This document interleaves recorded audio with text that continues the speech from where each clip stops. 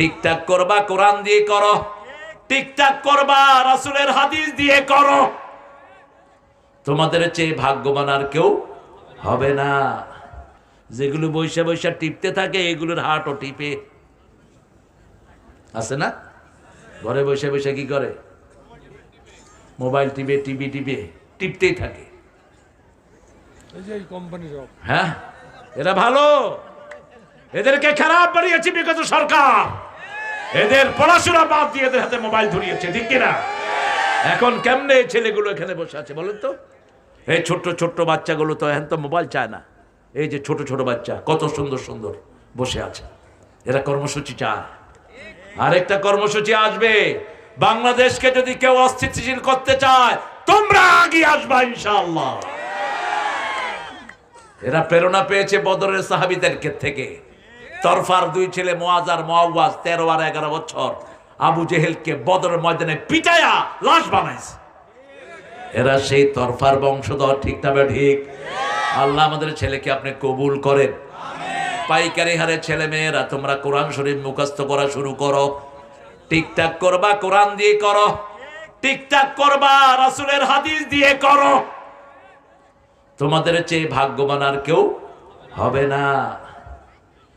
কি সুন্দর করে রাসূল সাল্লাল্লাহু আলাইহি ওয়াসাল্লাম সবকিছু ম্যানেজ করতেন, আমরাও করব। আল্লাহ তৌফিক দান করেন। আরো চিৎকার করে বলেন আমিন।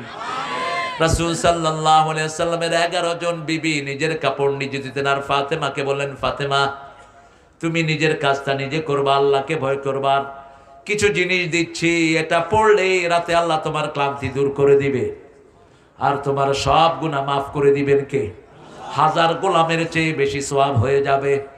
সুবহানাল্লাহ 33 বার, আলহামদুলিল্লাহ 33 বার, আল্লাহু আকবার 34 বার শোয়ার সময় পড়বা।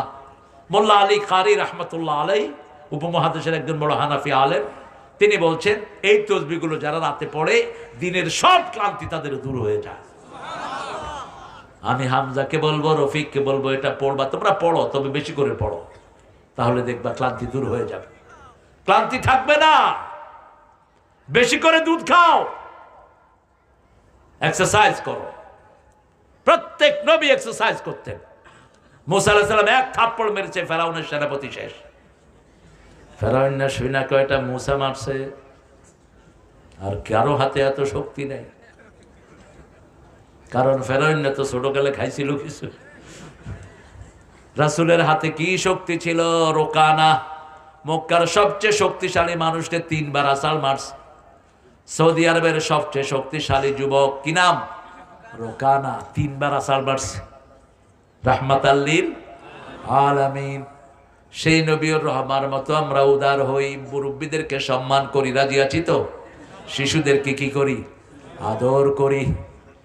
মসজিদে শিশু গেলেই কিছু মানুষ, আপনাদের এখানে না আসেনি এরকম কিছু আল্লাহর ওলি মসজিদে থাকে, এই কে রে তুই? পোলাপান মনে করে যে মসজিদে আইসে গুনাহ হয়েছে আমার।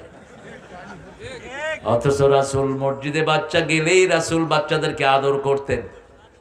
পানি পড়ে আর কি পড়বো?